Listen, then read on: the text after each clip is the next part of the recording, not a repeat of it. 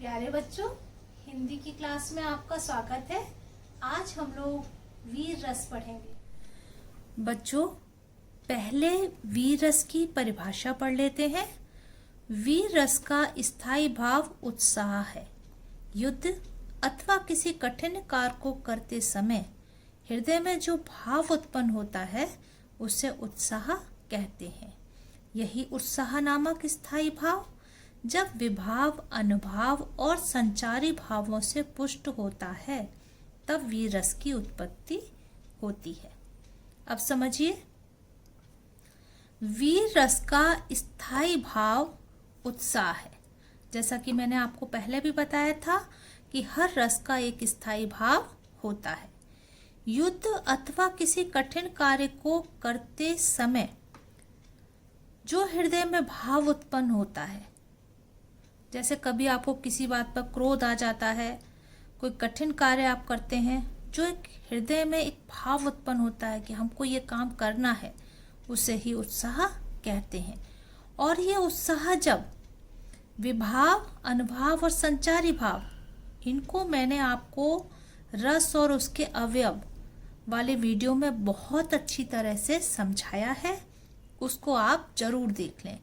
उनके साथ जब ये संयोग करता है तब वीर रस की उत्पत्ति होती है। उदाहरण देखिए, मैं सत्य कहता हूँ सखे, सुकुमार मत जानो मुझे सुकुमार मत जानो, मैं सत्य कह रहा हूँ। ये अभिमन्यु के वचन है। यमराज से भी युद्ध में प्रस्तुत सदा मानो मुझे। अभिमन्यु कह रहे हैं मैं यमराज से भी युद्ध कर सकता हूँ। है और की तो बात क्या, गर्व में करता नहीं, मामा और निस्तास से मैं युद्ध में डरता नहीं। वो कह रहे हैं युद्ध करने में मैं किसी से नहीं डरता। तो यहाँ पर इसलिए वीर रस है। यहाँ पर अभिमन्यु का कौरवों के साथ युद्ध का वर्णन है और ये अभिमन्यु के कथन है, इसलिए यहाँ पर वीर रस है। पेपर में वीर रस की परिभाषा और उदाहरण पूछा जाता है।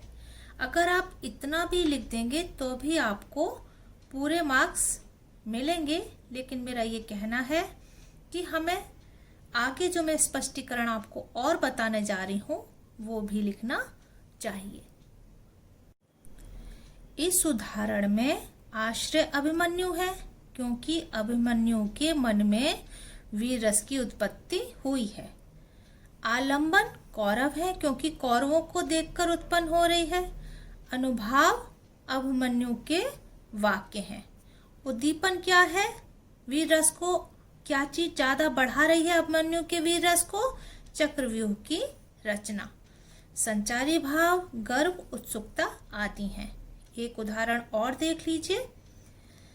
साज चतुरंग सैन्य अंग में उमंग धारी, सर जा शिवाजी जंग जीतन चलत हैं। यहाँ पर शिवाजी के युद्ध का वर्णन है कि वो अपनी चतुरंगणी सेना को तैयार करके, अंगों में अपने उमंग को धारण करके शिवाजी जंग को जीतने चल रहे हैं।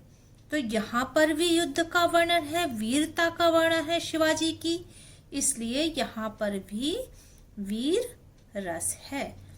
ये बहुत एक सरल सा उदाहरण है जो बच्चों को बड़ी आसानी से याद हो जाता है। ये भी मैंने तुम लोगों के लिए लिख दिया है कि वीर तुम बढ़े चलो, धीर तुम बढ़े चलो, सामने पहाड़ हो, सिंह की दहाड़ हो। यहाँ पर भी वीरता का वर्णन है कि वीर आगे बढ़ते जा रहे हैं चाहे कितनी भी परेशानी आए, इसलिए यहाँ पर भी वीर रस है। पेपर में दो तरह से पूछा जाता है, या तो परिभाषा और उदाहरण पूछा जाएगा, या कोई एक उदाहरण दिया होगा और तुमसे पूछा जाएगा इसमें कौन सा रस है और इसका स्थायी भाव कौन सा है। आशा है बच्चों आप लोगों को बहुत अच्छी तरह से समझ में आ गया होगा।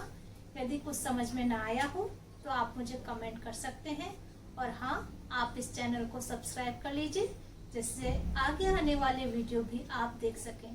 धन्यवाद।